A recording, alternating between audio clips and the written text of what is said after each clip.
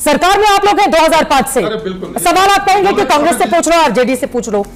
दोस्तों, आज की डिबेट थी चित्रा त्रिपाठी और सुप्रिया श्रीनेत वर्सेस गौरव भाटिया और नवल शर्मा।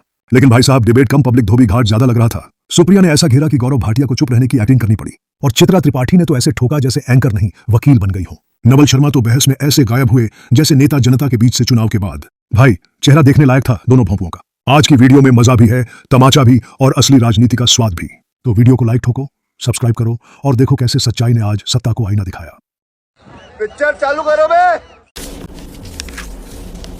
मुझे लगता है हम में से जो भी सार्वजनिक जीवन में है, इतनी सनसनीखेज हत्या के मामलों में उसको ऑर्गेनाइज्ड और अनऑर्गेनाइज्ड क्राइम कहे, ये हमारे मुंह पर तमाचा है। इस तरह की बातें मत कीजिए। जो अपने प्रियजनों को खो रहे हैं, वो ये आशा और लगा के बैठे कि सार्वजनिक जीवन में टेलीविजन डिबेट्स पर आने वाले लोग थोड़ी संवेदनशीलता और थोड़ी रिस्पॉन्सिबिलिटी दिखाएंगे। चित्रा जी, मैं दो बातें कहना चाहती हूं और ये दोनों बातें यहां पर कहनी जरूरी है।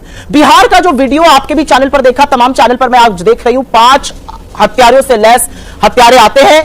किसी की भी हत्या हो, हत्या करके वो चले ऐसे बेखौफ चले जाते हैं, उनको कोई कानून व्यवस्था का डर ही नहीं है। और विडंबना यह है कि जब वो ये हत्या कर रहे थे, उसी समय एडीजी साहब, जिनका आपने जिक्र किया, कृष्ण कुंदन जी, वो ये कह रहे थे कि अप्रैल से जून में ज्यादा हत्याएं होती है। मैंने शादी, ब्याह, मुंडन, धार्मिक अनुष्ठानों का सीजन तो सुना था, हत्या का सीजन नहीं सुना था। और अपनी नाकामी का, कानून व्यवस्था के ध्वस्त होने का ठीकरा इस देश के अन्नदाताओं पर फोड़ने का पाप जो उन्होंने किया है, उसके लिए उनको बर्खास्त कर देना चाहिए। इस देश के अन्नदाताओं को बीजेपी के लोग गुंडा बुलाएंगे, मवाली बुलाएंगे, आतंकी बुलाएंगे, नक्सली बुलाएंगे। अब इनके पुलिस, इनका प्रशासन उनको हत्यारा और अपराधी बुलाएगा और यह सुना जाएगा। इस देश का किसान धरती का कलेजा फाड़कर, जाड़ा गर्मी बरसात झेलकर अन्न उगाता है, जिससे लोगों का पेट पलता है, और आप उसको हत्यारा बुला रहे। शर्म आनी चाहिए आपको। तुम्हें शर्म है? कुछ शर्म आया है? एक बात लेकिन यहां पर और कहना चाहती हूं, और कभी कभी जब बिहार के आंकड़े देखती हूं तो दिल दहल जाता है। जब सुबह मैंने ट्वीट किया चित्रा जी, तब 17 दिन में 46 हत्याएं हुई थी, 46। सबके नाम मेरे पास है, ये मेरे नंबर नहीं है, ये पुलिस के ही नंबर है। जब सुबह मैंने ट्वीट किया, अभी जब आपके शो के लिए आई हूं और मैंने अपनी लिस्ट को अपडेट किया, तो 55 हत्याएं हो चुकी हैं। आप ये सोच सकती है कि कितनी दिल दहलाने वाली बात है कि टीवी डिबेट शुरू होने से पहले खबर आई है कि जेडीयू के कोई नेता है खगड़िया में, श्री राजकुमार निषाद जी, उनकी हत्या हो गई। ये हो क्या रहा है बिहार में? और हम इसको ऑर्गेनाइज, अनऑर्गेनाइज और आपके समय हमारे समय का डिबेट बनाएंगे। अरे जो सुशासन का ढोल आप पीटते थे, उसकी कलई खुल रही है। ये असलियत है। जनता माफ नहीं करेगी। हम लोग इंपार्शियली बात करें, लॉजिकली बात करें। क्राइम तो किसी भी सोसाइटी में होता है, हो सकता है। सबसे बड़ा मुद्दा क्या होता है? सबसे बड़ा मुद्दा यह होता है कि यदि दुर्भाग्यवश किसी राज्य में क्राइम की घटना होती है, सर, दुर्भाग्यवश किस राज्य में? मैं आपसे जो सवाल पूछ रही हूं, आप कहां जा रहे हैं नवल शर्मा जी?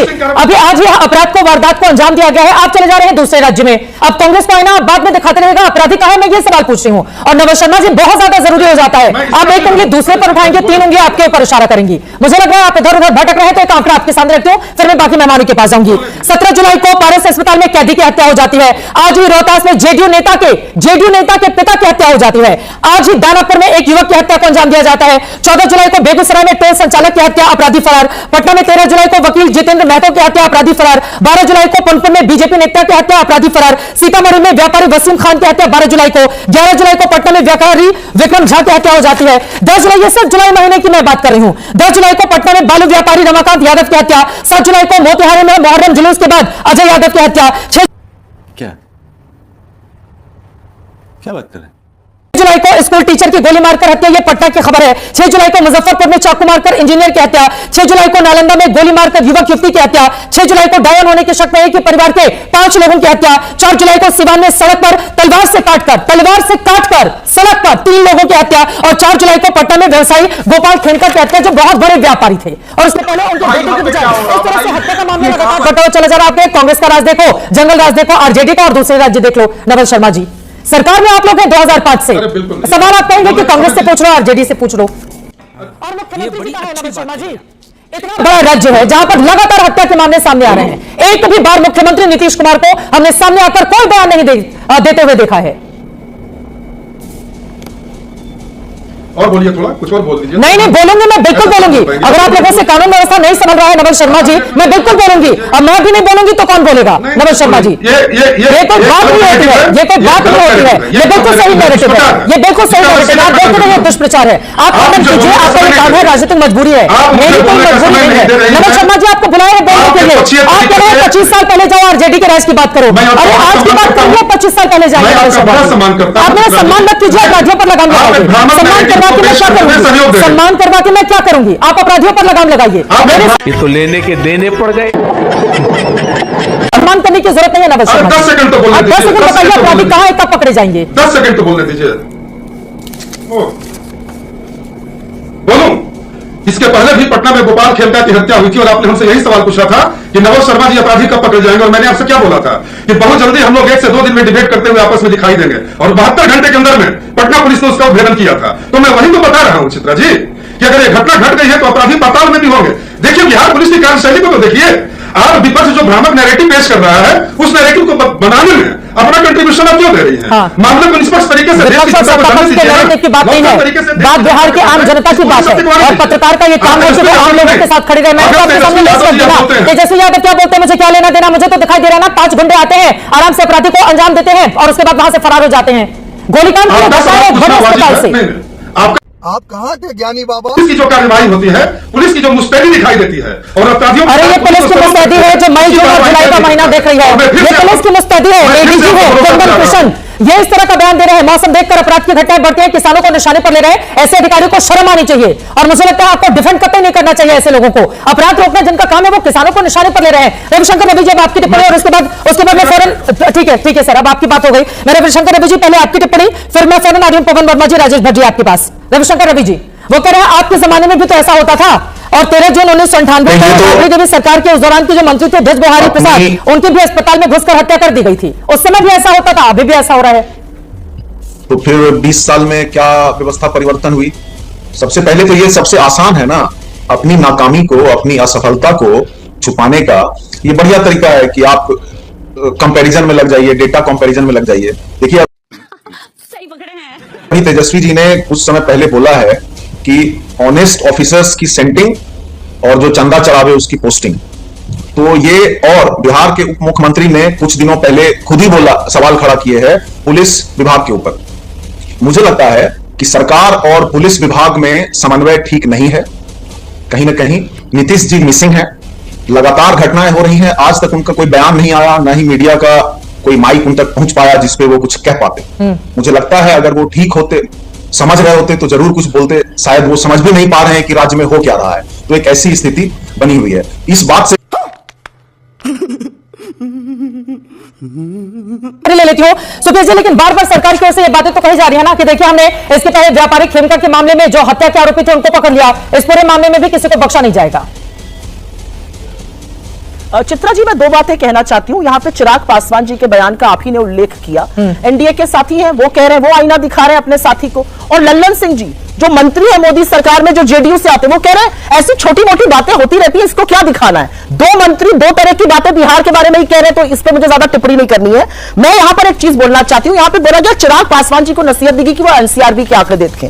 ये एनसीआरबी के आंकड़े हैं मेरे हाथ में, जब से नीतीश कुमार जी बने और आज तक के, और इस एनसीआरबी आंकड़ों के मुताबिक मर्डर के मामले में, हत्या के मामले में, हत्या की कोशिश के मामले के मामले में, बच्चों के खिलाफ दुष्कर्म के मामले में बिहार नंबर 2 पर बना हुआ है देश में लगातार, और आज भी। और ये आप दिखाएंगे, आप ये करेंगे, आप वो करेंगे, ये करेंगे, वो करेंगे, जो सारी बातें यहां पर कही जा रही है, इससे मुझे एक चिंता इस बात की है कि इस पर कौन चर्चा करेगा, इसका संज्ञान कौन लेगा, क्योंकि सरकार और प्रशासन तो वोट चोरी की सारी प्रक्रिया में लगी हुई है एसआईआर के माध्यम से। कौन इसका संज्ञान लेगा? किसको फर्क पड़ रहा है कि चाहे वो गोपाल खेमका हो, चाहे रमाकांत यादव हो, चाहे विजय मेहता हो, चाहे अंजनी सिंह हो, चाहे विनय गुप्ता हो, चाहे रमेश चंद्रा हो, चाहे संजय अग्रवाल हो, चाहे सुरभि हो, एक के बाद एक नाम में ले सकती हूं।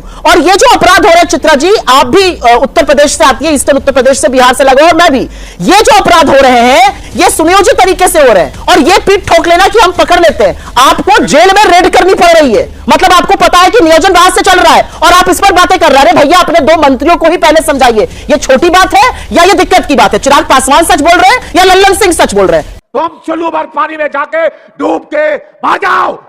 सवाल इस बात का है, सवाल इस बात का है कि इतनी बड़ी हत्याएं होने के बाद जो गुंडा राज चल रहा है बिहार में, उस पर चर्चा ना करके फलाने टाइम का हुआ, उसकी सजा मिल गई ना, आउट हो गए ना, जनता ने सजा दे दी, जनता ने सजा दे दी। आपने क्या किया 20 सालों में? क्या बेहतरी करी आपने बिहार की? बिहार तो आज भी क्राइम कैपिटल बना हुआ है। क्या किया आपने 20 सालों में? ये जो आपका सुशासन का ढोल था ये तो पिट गया, इसकी तो कलई खुल गई। अब इस पर आपके पास बोलने के लिए कुछ नहीं है। ये जो बातें बोली जा रही है जाके उनके प्रियजनों को बोलिएगा जिनको दिन दहाड़े गोली मारी गई है, जिनको सड़कों पर काट दिया गया है। उस बच्ची से जाकर बोलिएगा जो 8 घंटे पटना के अस्पताल के बाहर थी, 20 चाकुओं से उसको गोदा गया था रेप के बाद और उसका दम टूट गया था। उससे जाकर बोलिएगा, उसके परिजनों से जाकर बोलिएगा। बात किस तरह की बातें कर रहे हैं? अपराध हो रहा है, उसकी जवाबदेही तय होनी चाहिए। बजाय इसके ये छोटी मोटी घटना होती रहती है। छोटी मोटी घटना नहीं है, रोज रक्त रंजन हो रहा है। 55 हत्याएं 17 दिन में मायने रखती हैं। गौरव भाटिया, ये तो लेटेस्ट न्यूज़ है। सुप्रिया जी, वो कह रहे हैं जंगल राज का तीख परिभाषा उन्होंने सामने रखी है। आप लोग किस तरह से उस सरकार में थे और आप लोगों ने जंगल राज को बढ़ावा देने का काम किया था?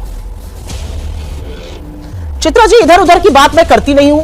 और या तो ये कह रहे हैं कि एनसीआरबी झूठ बोल रहा है या ये झूठे आंकड़े दिखा रहे हैं। ये एनसीआरबी के डॉक्यूमेंटेड आंकड़े में लेकर आती हूं और आंकड़ों में मैं किसी से उलझती नहीं हूं, क्योंकि आंकड़े मैं खुद लेकर आती हूं, खुद रिसर्च करती हूं और खुद आंकड़ों को बताती हूं। और मैं डंके की चोट पर कह रही हूं कि बिहार के जो आंकड़े एनसीआरबी के हैं उसमें बिहार नंबर 2 पर है हत्या के मामलों में, हत्या की कोशिश के मामले में, महिला अपराध पर, महिला अपहरण पर। अब यहां पर आप उसकी स्लाइसिंग डाइसिंग मत करिए। ये एनसीआरबी की सूची रिलीज होती है, उसमें क्रमवार स्टेट्स का नाम होता है, बिहार नंबर 2 पर है। मैं यहां पर सिर्फ एक बात कहना चाह रही हूं और वो बात यह है कि बिहार में अगर आज रक्त रंजन हो रहा है तो क्या हम 20 साल पहले क्या होता था ये बताकर उसको जस्टिफाई कर सकते हैं? आपको बिहार ने चुना, बड़े चाव से चुना, आपने बिहार का क्या हाल किया? यहां पर मुझे क्रेडिट नहीं चाहिए।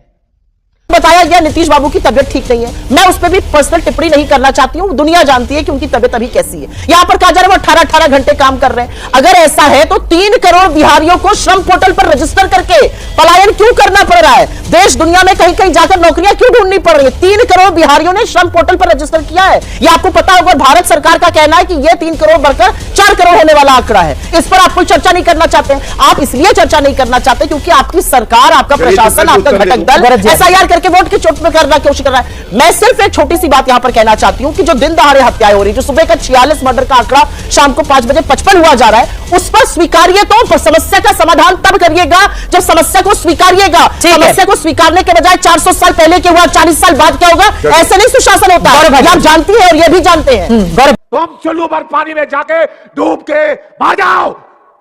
खत्म, bye bye, tata, goodbye, गया।